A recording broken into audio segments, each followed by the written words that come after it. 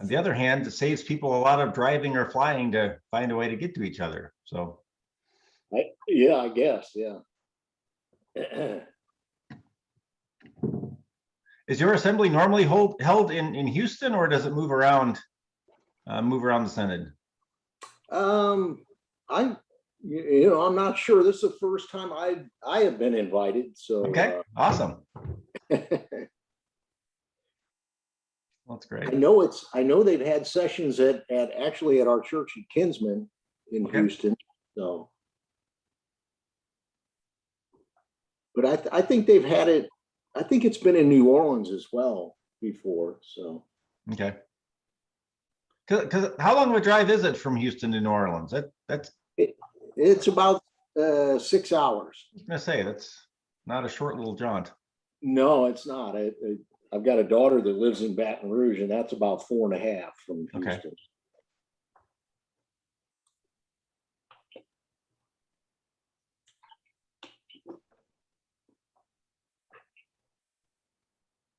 And it's just funny how in different parts of the country, people see the church differently. Because when I was on the staff here, the southeastern Minnesota Synod, where I am, and people complained if they had to drive an hour to get to the Synod office. Like, oh my gosh, we're way out at the edges. This is terrible. And I thought, oh, in many places in the country, an hour would be considered right next door.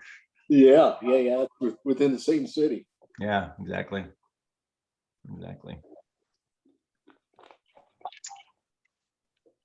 Welcome aboard. We'll give a few more minutes for people to find their way our direction, and we'll get up and running.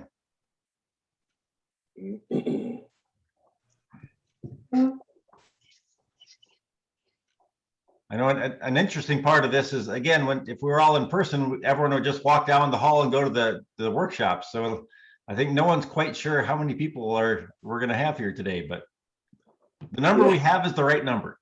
Yeah, there you go. Well, I signed up for this one. I'm on the stewardship committee at Kinsman, so and have been for years. So excellent. Yeah.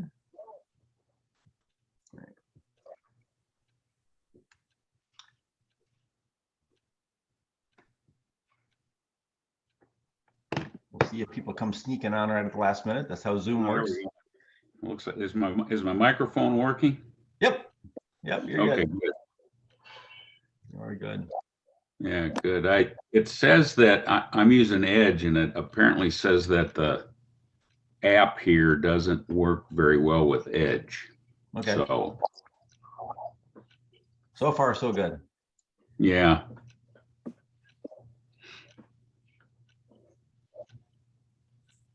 The joys of technology. It's wonderful when it works.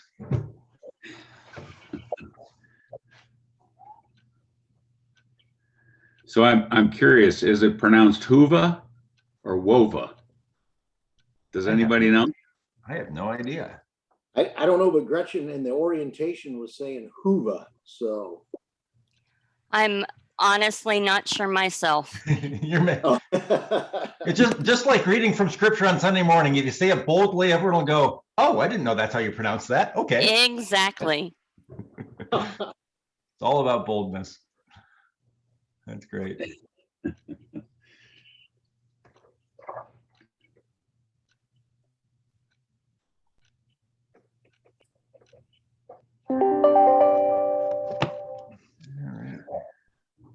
Well, we are at 11 o'clock, so why don't we get started? And if other people come on and join us, that would be great. So welcome to our conversation as we think about stewardship. As we started on this journey of conversation, we'll see where exactly it leads us.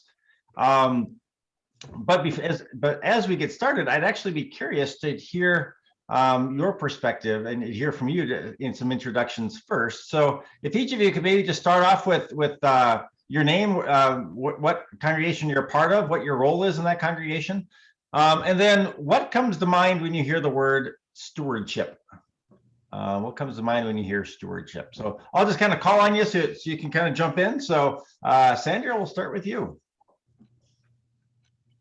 Hi, I'm Sandra Barnes. I am from Gethsemane Lutheran Church in Chalmette, Louisiana, which is just outside of New Orleans.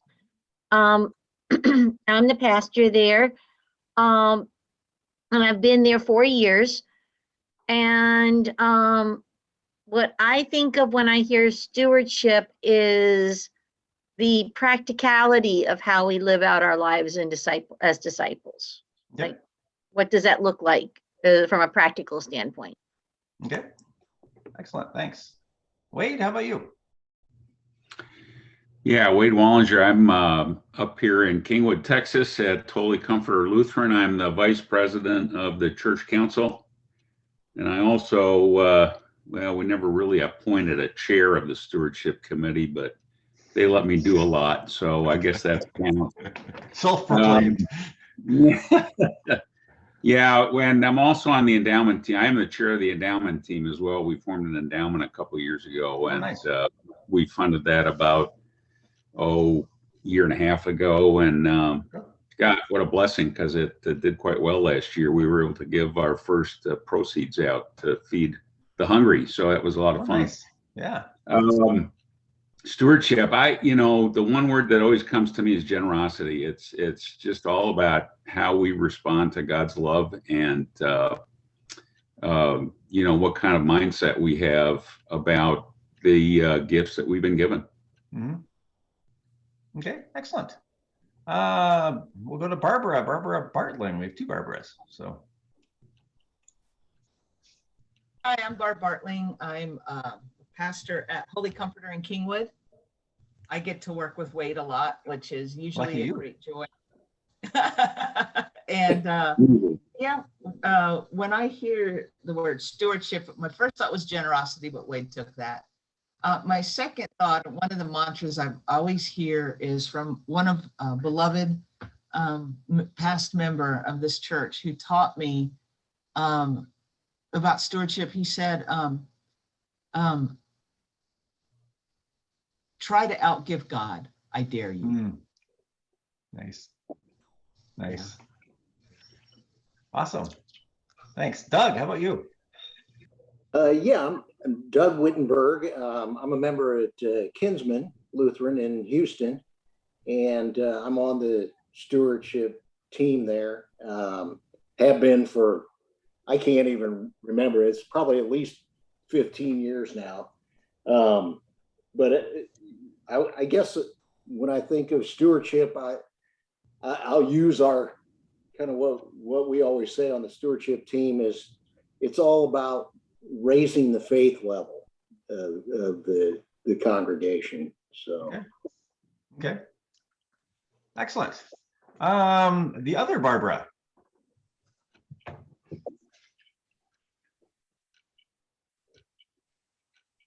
If she's on with us. Okay. Well, Barbara, if we can get your microphone working, feel free to chime in. We'd love to have that. So just real quickly, myself. So my name is Pete Royce. I am an ELCA pastor in Rochester, Minnesota. And my full-time call is with GSB fundraising.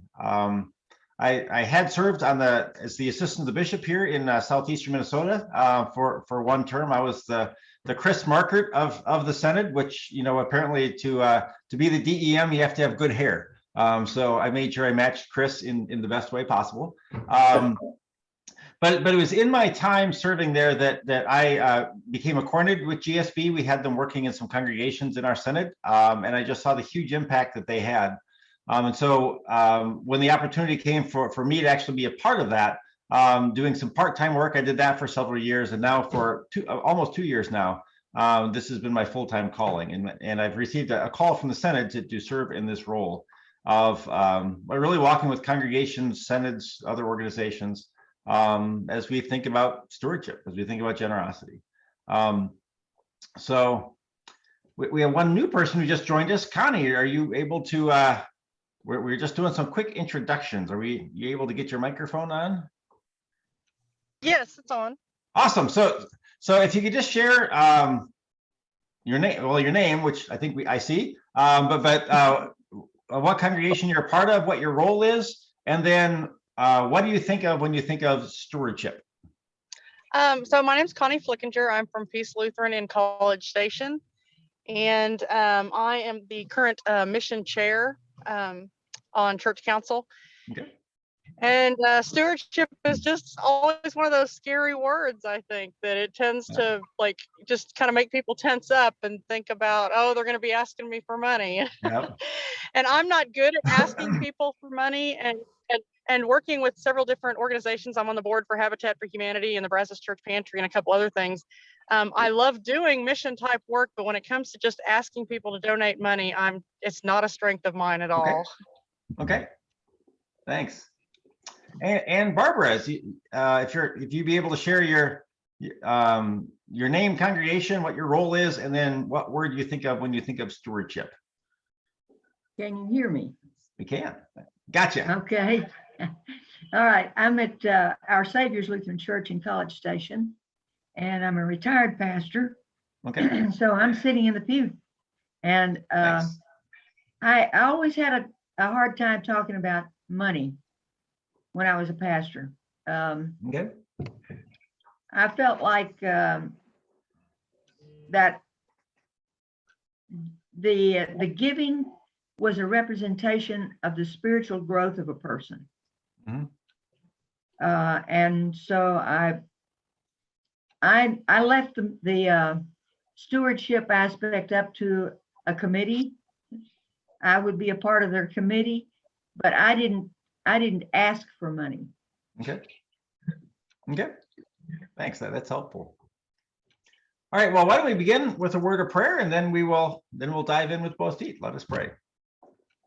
Holy and gracious God, we thank you for your church, for these churches, especially these churches represented here today that are doing your work in their communities, among their people, but also among their wider communities outside their doors. Lord, we pray that you would bless their ministries, that you would bless them with generosity, with generous people excited to see what you are doing in their midst. Lord, we pray that you would bless our conversation today as we think about generosity, as we dream about ways of encouraging that and helping people to grow in that journey.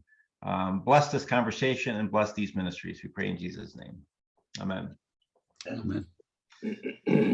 So another quick question that I'm going to ask is, and if you know this answer, great. But over if you were to look at your congregation over the last 5 years or so, would you say that giving has been fairly flat? Has it been up? Has it been down? Kind of where would you put it? And again, if you don't know, that's okay. So Sandra says up a little bit.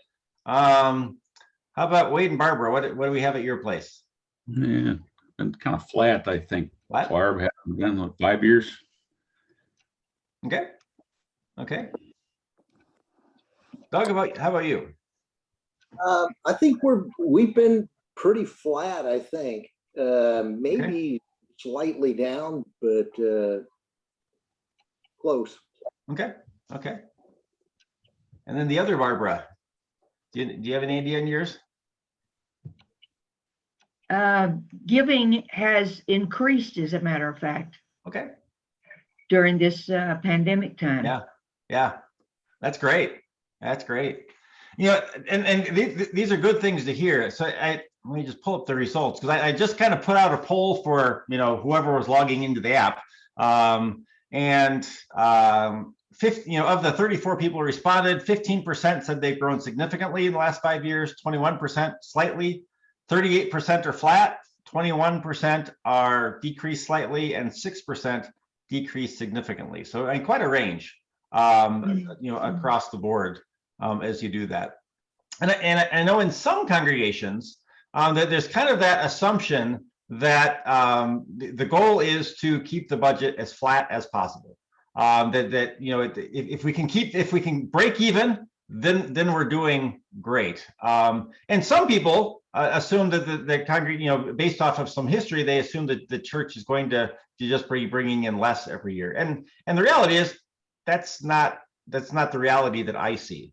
as I talk with congregations. You know, I think there are congregations, I'm not saying they're yours, but I know there are congregations who, you know, it's almost as if their mission statement was, we want to break even this year. And, you know, so if you break even, it's like, yay, we made it. You know, in which case I asked the question, and did you do what God called you to do? Or did you just bring your expenses down to a point where your income matched it and you could declare a success? Because I don't think anyone's mission statement is breaking even. It's about, you know, how do we think about and how do we dream about what God is calling us to do? And I know that in the midst of the pandemic, in some congregations, there's been high anxiety and the assumption that, you know, giving is going down to every church in the middle of a pandemic. And that is absolutely not the case. There are churches that are experiencing that, and I don't deny that. But it's not, you know, it's not an across the board kind of thing. So actually, since we do want this to be a good interaction thing. So, you know, someone asked a question for Barbara of, you know, in a congregation where giving is increased, do you know why? Is there a reason for it? I don't know. When you have like in a pandemic, when you have fewer people in person, and it's hard to explain. We continued to have Holy Communion every Sunday in a drive-through. So we were continuing to reach out to people, but I can't explain why it increased. Okay. It increased to the point to where we're thinking about the building program again. Okay, excellent. Excellent, that's great. Well, I want to just kind of give a few examples of, because when congregations dream big, people respond in generosity. We're gonna be talking about this as we go, but just kind of 4 examples from very different kinds of congregations. You know, one, a rural congregation in Wisconsin. I worked with them through this past fall through their annual appeal. And so obviously doing this all in the middle of a pandemic. And they wrote to me the other day, and this was their quote. They said, "Our giving to date this year is above any year in the last 10 years. And we keep telling stories of what we're doing, expanding as Emmanuel's ministries." I mean, so who would have thought, you know, if we would have asked a year ago to say, is it possible that a congregation can have their highest giving in 10 years in the middle of a pandemic? You know, a year ago, we would have said, oh, that's never going to happen. But it does. And for them, it's about telling the story and expanding their ministry. There's a church in Iowa I worked with a couple of years ago. They had a $200,000 annual giving, but they had a project that really motivated people. They got really excited about. And so in 1 year, their giving went from 200,000 to 280,000, which, you know, was amazing. But then the next spring, they really wanted to do some expansion of their youth ministry and bring a staff person on to help tend to that. And so a couple of people said, we're going to do this. And so they had another $15,000 special appeal on top of that. But again, it wasn't money for the sake of money, but they had some clear sense of what they were doing and people got excited about it.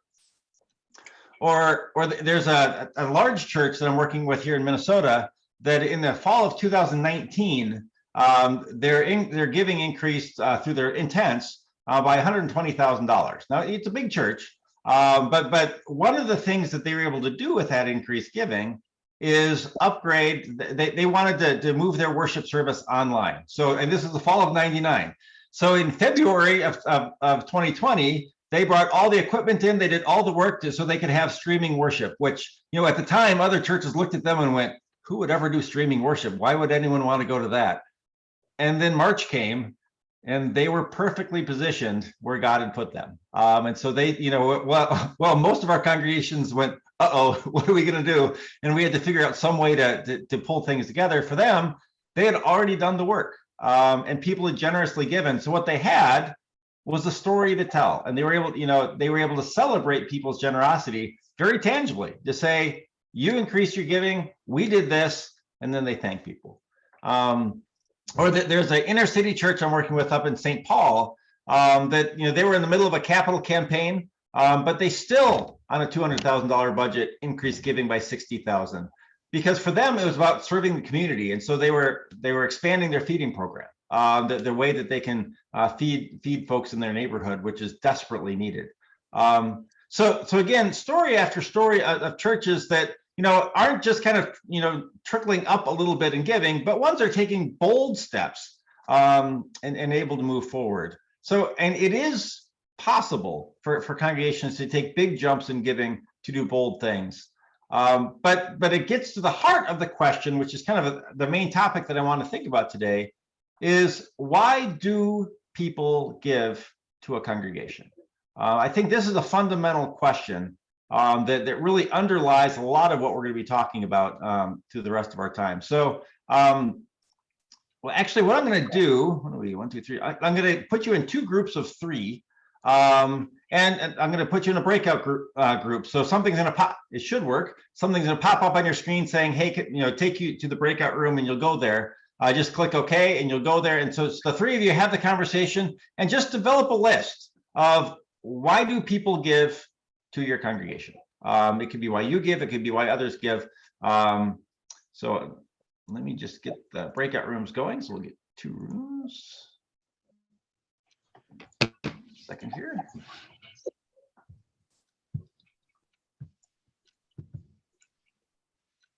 All right, and then this room. All right, so I will send you to your room. You have about 5 minutes, and you'll get a notice from me at the end with a minute warning. And if you do nothing, at the end of that minute, you'll just magically come back and join us. But so think together, why do people give to your congregation? Take it away. We'll see you in a few minutes.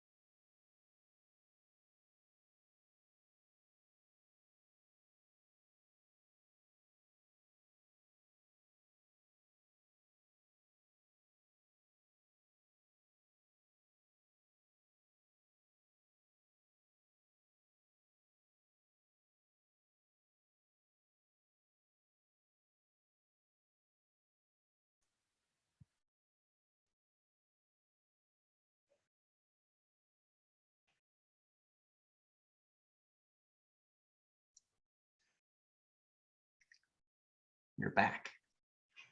Yeah. It's been so long since I've seen you. Been okay since then?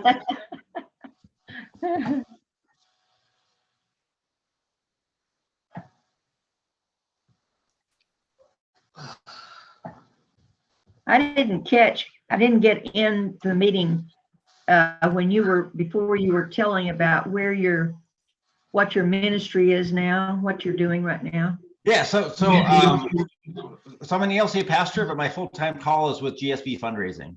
So I work with congregations, synods, other mostly church organizations to grow in generosity. So We may be calling you. excellent. All right, we got all of us back. So I'm just curious, from what you heard, why do people give? Feel free to just chime in.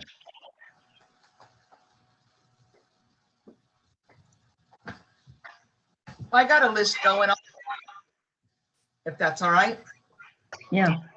We talked Sure. about people give as a result of spiritual growth, out of engagement, vision, trust in the leadership, because taught to give.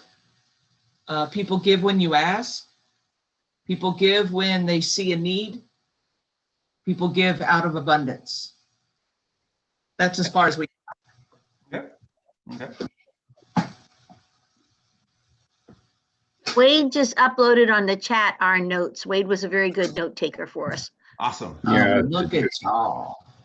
It's support ministries, things going on in the church, to say thank you to God, to be a blessing to others. I mean, you guys talked about vision. Yeah. We talked about the same thing, not a budget, to make a difference in the world, to serve, to leave a legacy, to be an example, and to encourage others. Okay. Excellent. So based off of all of these, I'm just curious, which ones motivate you? Are there certain ones of these that you say, yep, that's a good reason why I give? It's an important piece for me.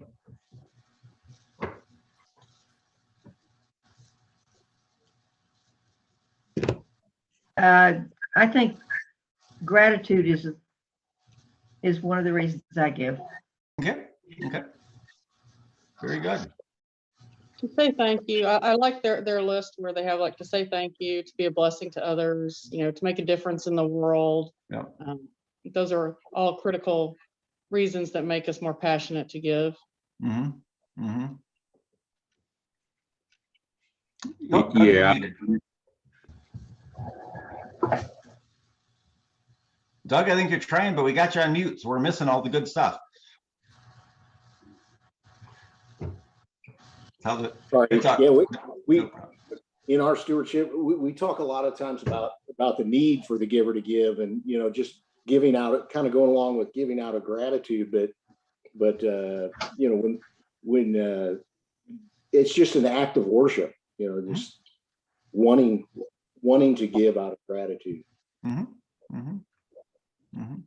Okay.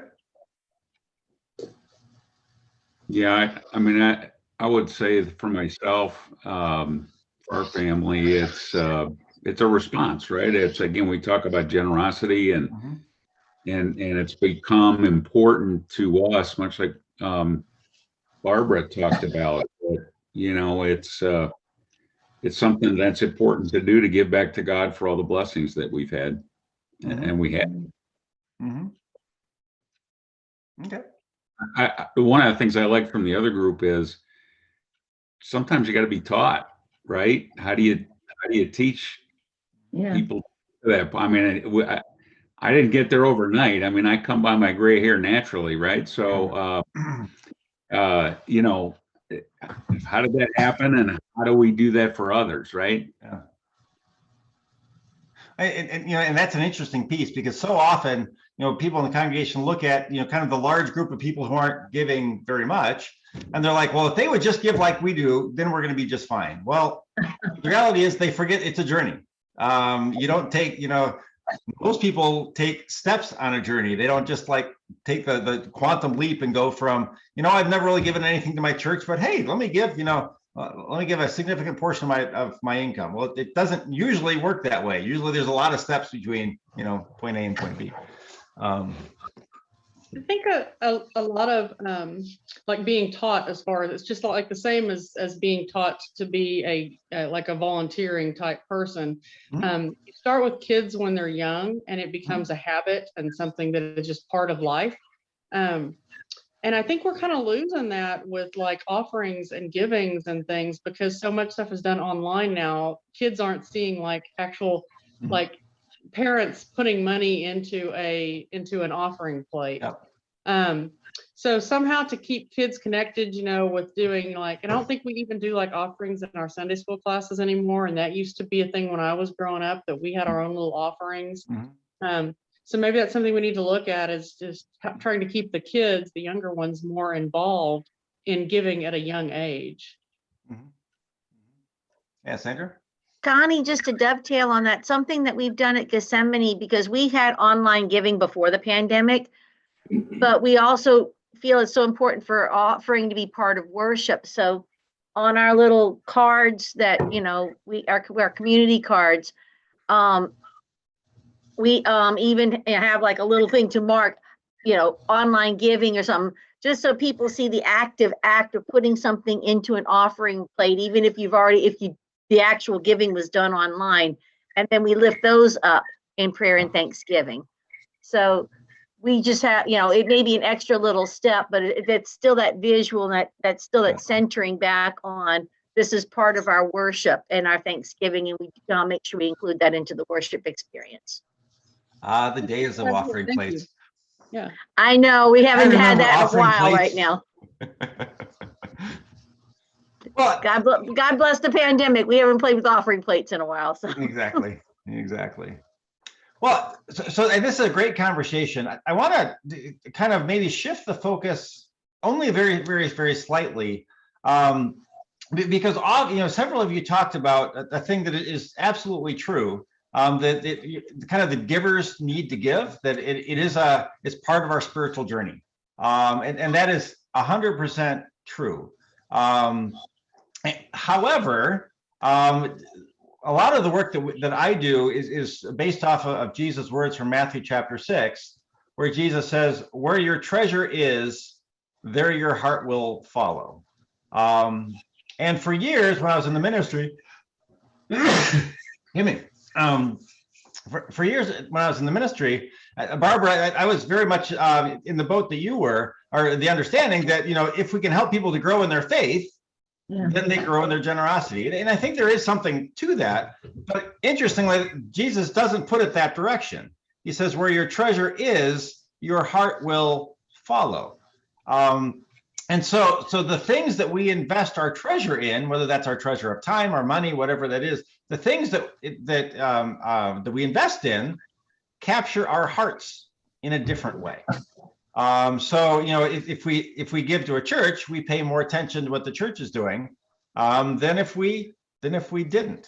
Or, you know, if somebody, you know, my example is when someone says, well, why does this family go to traveling soccer every Sunday? Why don't they come to worship? Well, which have they invested more of their treasure into? In many cases, it's traveling soccer, so of course that's what they'd be a part of. I mean, that makes sense. It's what they would do because that's what's captured their hearts. And so I think it's important as we think about how do we encourage people to grow in generosity. I think it's important to think about what can we do to capture people's hearts. And some of you have heard me talk about this before. If you've heard me speak, but you know, as we think about giving as a faith activity, and the tithe has kind of been the model that we use very often to say, you know, this is a helpful lens, and so in almost every stewardship process that I have been in for years, the tithe was a big part of that. But now in my work with GSB, we almost never bring up a tithe, and people say, well, wait a minute, it's biblical, and it is. I 100% agree it's biblical. But some research was done not that many years ago as to what percent of income people give to their church. They were focusing on Protestants. And, you know, and like I said, we've talked about tithing for years. We've talked about a spiritual journey for years. So they calculated what the median Protestant gives as a percentage of income to their church. And again, if you're looking at median, if you haven't been in a math class in years, the median is the person standing in the middle. So the median height of 10 people is, you line them all up, shortest is the tallest, and the person in the middle is the median.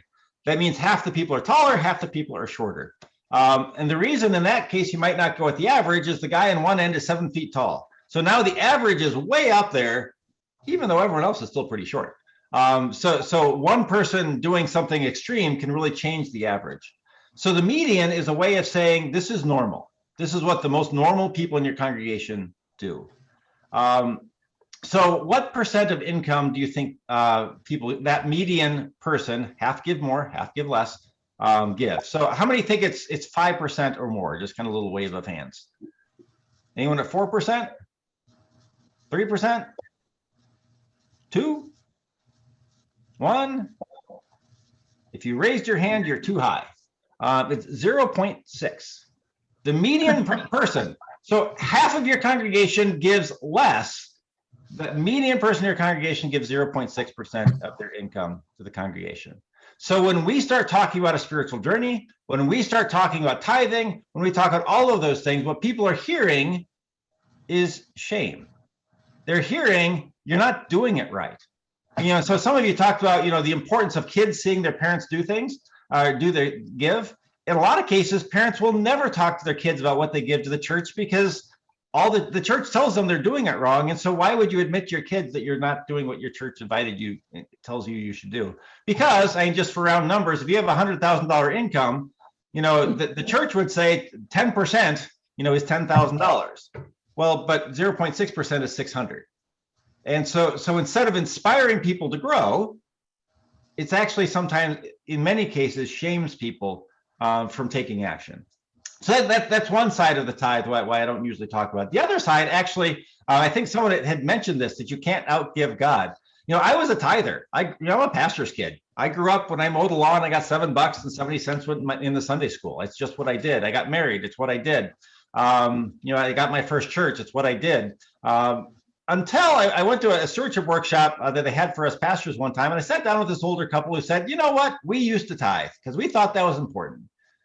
And then one day we looked at each other and said, why do we have to stop there? Is there a rule that you can't give more than 10%? And they said, no, there's not. And so they started growing. And for me, that kind of blew my mind because I'm like, no, the tithing is the thing. I'm doing what God wants, right? I can check it off the box. So I had nothing to do, in hindsight, it had nothing to do with generosity. It's just I did what I should do, which, isn't a great motivator for any of our faith lives. So on the one hand, I think the tithe shames a lot of people, but there are some people who could be much more generous who just can check the box and say, well, I don't need to be because I'm doing what God asked me to do, instead of saying, but can I outgive God? Well, maybe not. And since I've done that, I've actually found a lot more joy in my being able to give. But all of this, as I wrap this around to where your treasure is, there your heart will be. If the median Protestant is giving 0.6% of the congregation, the reality is we haven't captured their hearts. And so the question is, and so I think for years, we put a very much a faith lens to say, let's help you grow in faith so we can help you to grow in generosity. And again, I think there is something to that, but overall, if the median Protestant is still giving 0.6%, and that means half the congregation is giving less, we're missing something. And so that's what brings us to some of the conversation that you guys were talking about earlier, which is about that people give when there's a reason to give. And some people give to the church just because you should give to the church. But more and more, and there is a generation that, if you're going to be generous, you give to your congregation. It's just what you do. But more and more, that's not the case. And it used to be if you did anything, you gave to the church to accomplish all sorts of things. Now, if I want to feed hungry people, I can give to the church, or I can give to the food pantry. If I want to help people go to seminary, I can give to the church, or I can give to the seminary. If I want to, help missionaries overseas, I can give through the church, or I can directly support a missionary. So there's lots of ways that we can be generous in this world. And so it's critical that we in a congregation give people a reason for why would they give to the church, more than just you should, or we need to meet our budget, and none of those are exciting reasons. Or invariably, at some point in every congregation, the treasurer stood up and said, "We're $10,000 behind on our giving. We need you to step up in giving." Well, that's not a very motivational, basically what you're saying is we can't handle our money. You need us to give some. That doesn't feel good. Instead of asking the question, what is God calling us to be about? And I want to read just a very, very little quote, great little book, A Spirituality of Fundraising by Henry Nouwen. If you've never read this, strongly, I can't recommend it highly enough. It's like the smallest of books. It's really tiny, it's skinny, it's got big words. So it's a very, very short read. But I think, and when you think of, for those who know Henry Nouwen, Henry Nouwen is not known as a fundraiser. A deep theological, deep thinker, deep spirituality, but has some very great words for how do we encourage generosity. And so one thing he says here, he says fundraising is, he bluntly uses the fundraising language, and usually I would use generosity or something like that, but he goes right to the fundraising side. He said fundraising is proclaiming what we believe in such a way that we offer other people an opportunity to participate with us in our vision and mission.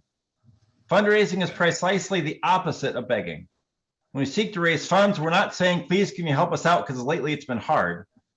Rather, we're declaring, we have a vision that's amazing and exciting.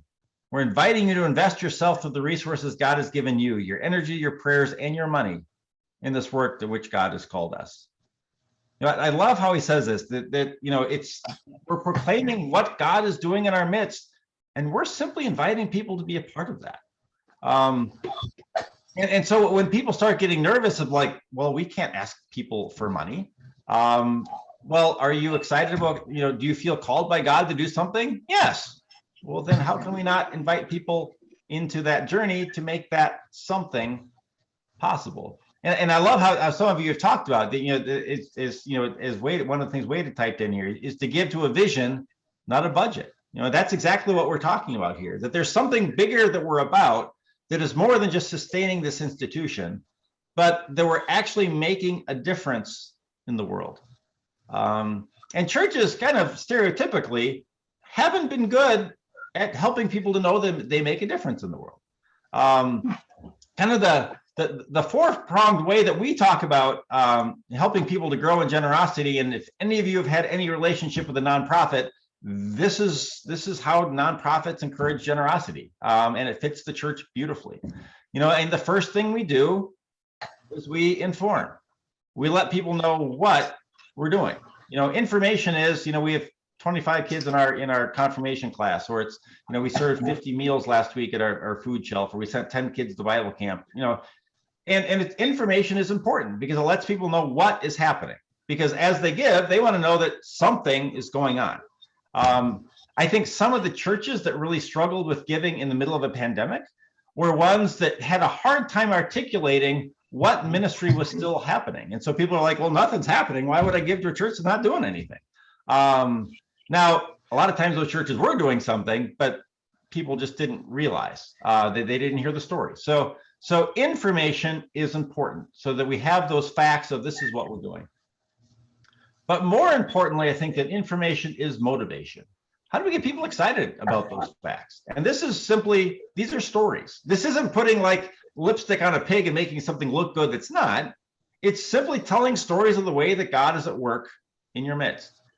So instead of saying we have 10 kids in our confirmation program, let's hear from one of those kids. Let's hear about their faith journey. Let's hear the difference the church is making. And so then people are like, well, why wouldn't I give to a church that does that? That's great. Or when we send kids to camp, instead of saying we sent 10 kids to camp, here's some stories. Let's hear from one of those kids that comes back from camp who says, you know what, I went to camp. I didn't know you could talk to God. I didn't know that was a thing, but at camp, we did it all the time. And now prayer is just part of my life. Those kind of stories where we can see that your church is making a difference in people's lives. That's motivational. And I think, and again, stereotypically, churches aren't good at telling these stories. We don't like to brag. But we're not bragging. We're simply saying this is what God is doing. We're talking about the outcomes of what we're doing. So we inform, we motivate, but then we ask. The greatest reason that we don't have that people don't give is no one ever invited them to give. So in all the work that I do, there's always a portion of that where we're actually inviting someone to consider growing in giving. Because if we don't invite them to consider it, they won't. And the more personal we can make it, we can make that better. We inform, motivate, ask, and then we thank. And again, I think someone that was mentioned in one of the reasons people give, that culture of giving thanks, that we're giving thanks to God for what God has done for us. But then the congregation simply thanks people for participating in that. And that's a critical piece. I've gotten into interesting debates, usually with church treasurers, who say, well, we shouldn't thank people because they should give. Why would we thank people for doing what they should do already? And I say they don't have to. Nobody has to give to your church. They could be a member of your congregation and give zero. You have some. You probably have many. And so as people participate, we thank them. We thank them as personally as possible. We thank them as the whole congregation. So we inform, motivate, ask, and thank. And usually when churches say we don't want to talk about money, it's because all we did is inform and ask. We said, here's the need, so can you give money for it? And we don't take the time to motivate and get people excited and tell stories. And we don't take the time to thank. So if all we're doing is informing and asking, it's a financial transaction where we're saying, you have money, we need money, give us some, please. But as some of you talked about kind of the culture of your congregation and some of the growing and giving in your congregation, that's obviously not what's happening. People are catching that these stories are being told and that God is at work doing some bigger things. So as we think about, kind of the main heart of our topic, to give because you want to, not because you should. Giving because we want to is giving people a reason why would they give, and being clear with them about what a difference it makes that they give. So to be able to say, those 50 families we fed to the food shelf, we did that because of the generosity of you in this congregation. So thank you. And here's the difference it made in their life. Because the more tangible the giving can feel, the more likely people are to give it. And again, if Jesus is right, which I usually like to say he is, if where your treasure is, there your heart will be. What we're doing is, as people are investing their treasure, we're starting slowly over time to capture their hearts. So what we like to do is take people where they are, to start, wherever they are in that journey of generosity, and say, you know what? If you gave $50 a year last year, thank you for that. We invite you to consider giving, $1 a day in the coming year. And if they take you up on that offer, they just grew by 700% in their giving. So you can say, well, yeah, but they're only giving $360. They should be able to give more than that. Well, if they go from 50 to 360, they're growing in their journey of generosity. Celebrate that. And for the first time, they get to feel good that you invited them to do something, about their stewardship, because there's no shame because you asked them to do something and they did it. So they're like, wow, I get to be a helpful member of this congregation because I'm doing what I was invited to do. And then next year we'll invite them to grow on that journey of generosity, kind of one more step. So, as we think about how do we encourage people, it's around telling those stories. Telling those motivational stories of what's possible, so that people would say, well, why wouldn't I want to give to that? Because at the heart, our theology drives us to big things. It drives us not to live in fear, to say, well, we can't do that because, but it's to say, you know what, if we truly believe that there's an abundant God who's going to provide for us, why can't we dream big? And then invite people to jump on and be a part of all that. So I'm curious, as you think about your congregation, and sometimes the bold things that God might call us to do, what are some bold things that God might be calling your congregation to do that would be a way to invite people to grow in giving, to say, hey, help us to do this. This is really important. We want to make a difference. Maybe it's in your community. Maybe it's, expanding your ministry to your kids. Maybe it's growing deeper together and something very tangible. But what might it be your congregation could do? And if there was a significant growth in giving, what's possible? What can you dream about? Well, I'll share one thing. We've got a preschool affiliated with Holy Comforter, and we for years have tried to figure out how do we reach out to those families that are bringing their kids to our building every day during the week, right? And so our director, she came up with this idea of front pew, where it's like, and this was pre-COVID, right? But let's bring all the kids in, let them come in once a month. They're going to bring their families along, right? Because they can't drive themselves. I mean, they're preschoolers. And they sit up at the front of the church and up through the children's sermon, and then they go in the back to Luther Hall, and they have games and activities and crafts and Bible stories and a lot and snacks, a lot of fun stuff. We used to have maybe a handful of kids in a service. We went to like 20 plus. Okay. Every time that this happened, and their families, right? Some of which have stuck with us, right? So it was, maybe it sounds like a small step, but we thought that was a pretty bold step to try to really reach out to those families who otherwise would probably be going unchurched. Yeah. Well, and that preschool is tied to your ministry, right? So it's a way of saying, look what we're doing together. We're making a difference here. Otherwise, it just becomes this hidden thing that only happens during the week, which no one knows about. Yeah. And it was very visible, of course, to all those that attended worship, right? Yeah, because exactly. of energy in the room, and it was pretty cool. Yeah. What are some other big, bold things that you might be able to accomplish? I can say from Kinsman's standpoint, we just completed our 3-year capital campaign, and one of the biggest visions was to add a Spanish-speaking ministry. Okay.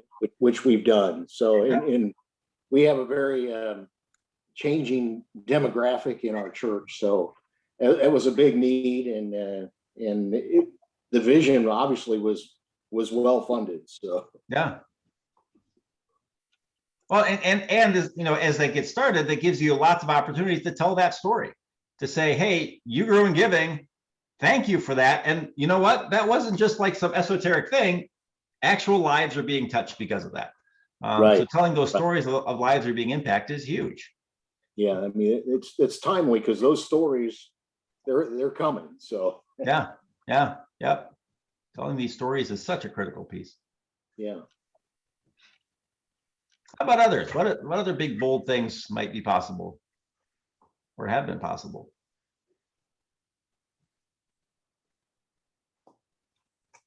Well, like I mentioned earlier, we've just started a building committee, so I don't know how long this will be before we do the capital campaign program, but that's coming.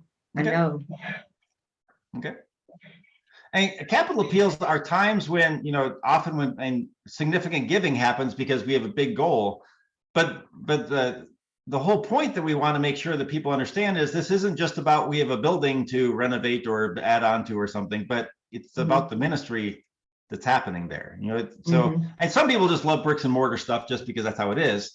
But we really want to frame this around, but what is God doing in this space? And how is this space going to make a difference in people's lives? Right. That's when people start getting excited, to say, and that's where it's good, in almost all of these stewardship things, the things that are good for growing generosity are telling the story of how God's at work in your church, which gets people excited about what your congregation is doing. So this isn't just if you do these things, people will give more, like we're shoehorning this in. This is just good for your ministry across the board. It's because the more people are excited, the more they're connected, the more their hearts are being captured by your congregation, the more they're going to invite other people to be a part of it, that they're going to share your story and all those kind of things. Yeah. It's a Pentecost event. Yeah. And it's a way of saying, hey, look what we can do together. I think sometimes in the church, sometimes I call us practical atheists, that we talk about God a lot, but but when it comes to budgets and money and things, it's like, well, we don't really trust that God's doing too much because we got to be practical here. And we need to be we need to be wise in what we do. I get that. We can't just throw things out there. But the bigger and bolder we are, sometimes the bigger and bolder people give. Sometimes they don't give because we haven't given them a reason for a big bold gift. And often some of the top givers of your congregation, and one of the reasons Capital Appeals do well is because some of your top givers now have a reason for a significant gift. Whereas, sometimes the congregation, and almost every congregation has one or two people who, if they really wanted to, they could just pay your whole budget and you'd be done. But in their wisdom, they don't. And so it's an opportunity to, if you dream big, where they can say, well, wait a minute, we can be a part of this. This is important, and it's going to make a difference. See you, Sandra. Well, I want to just wrap up with, we got about 5 minutes more. I wanted to just wrap up with a couple of things. So the work that I'm doing right now through GSB, I'm doing a lot of work, or starting to do more work through the Gulf Coast Synod. So I did some analysis, had some conversations with many around the Gulf Coast Synod here a few months ago, and probably longer than that. Time goes by quickly. But one thing that we kind of discerned, and that my role is going forward, is to walk with congregations through. We have multiple ways that we can do that, but where I get to walk with you through some Synod cohorts to really help congregations think about stewardship, to grow it in giving, to grow in generosity. And so there's kind of three main processes that we have, and I'll talk more about these at the assembly too here in a couple days. But one of them is Stewardship for All Seasons, which Wade, your congregation is jumping in with. Stewardship for All Seasons it's a 2-year deep dive into stewardship, where I work very closely with the congregation about building goals. Having a robust annual appeal. The goal is to grow in giving by 15%. A very robust 2-year intensive, great process. It's one of the favorite things I get to do. And that process is actually just kicking off. So if there's something your congregation's interested in, we still got room to kind of get you on board. And if you missed the first meeting next week, that's fine. But if you have questions, reach out to me or Chris Markert from the Synod staff, and we can get you some more information. That's kind of the deep dive, the most robust look. There's another one process that we developed just over a year ago called Building a Culture of Generosity, which is really very much an annual appeal process, where what we do is we meet with congregations in a cohort, I think 6 times through the time. So we do some training, we have some online videos we provide templates, but we do all these things to kind of walk you through a very robust and helpful annual appeal. So that as you come to next year, you've had some growth in giving, and you can move your ministry forward. So again, it's not as intensive or as specific as Stewardship for All Seasons, but for a congregation just to jump in, it's a great way to do that. And we'll be getting some more information out about that in the next month or so. The third one is called Stewardship First Steps, and this is for congregations. I'm not sure that would fit any of your context, but invariably there are some congregations for whom we don't want to talk about money. Stewardship isn't part of the conversation. And we don't really want to ask anyone to give. And so what I do there is I work with the pastoral leaders in a continuing education style to really bring in some best practices of stewardship that can still work within the congregation, even within a congregation that's hesitant to do that, to start slowly moving the needle. And again, we don't have exact dates on that one, but that one will be coming probably this fall, maybe early next year. But all of these really at the heart are ways that the Gulf Coast Synod is trying to help you, is walking with you to help your congregation grow in generosity. So, there's costs associated with all of these, because one thing that I've experienced both in my time as Synod staff and now especially in this role is that when congregations have some of their own financial investment in it, and it's what Jesus said, where your treasure is, there your heart will follow. So as people have their own skin in the game, they're invested in the process in a different way than if they get something for free. If you get something for free and halfway through you get distracted, it's like, well, I guess we didn't do it. Whereas if you've invested in it, invariably you pay more attention to it, partly because you have that, you have that investment in it and you don't want to lose out on that. So it's been a helpful model for helping people to do that. But again, always, kind of based off of these good nonprofit principles, that of informing, motivating, asking, thanking. In my work, I talk about money a lot, but it is always in the context of ministry and mission, what God is doing. It's never, we just need more money. It's what is God doing and how is God working among us and what difference is that growth in giving going to make? And so as we put these pieces together, it helps all sorts of people on that journey of generosity, and helps them give because they want to, not because they feel shamed. I'll give once because someone shames me to do something, but I'm probably not going to do it again. Whereas if we want people to grow in generosity, we need to have that be something they can be excited about, and then we can help them to be excited. So, any thoughts or questions, kind of as we kind of wrap up our time here?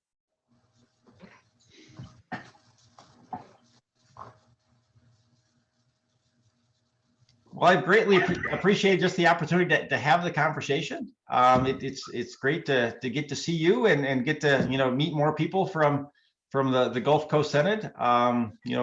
As I'm just really beginning to do a lot more work in your midst, I look forward to seeing more of your faces again and just continuing these conversations. Thank you. Excellent. Thank you very much. You bet. Thank you all very much. It's been great being with you.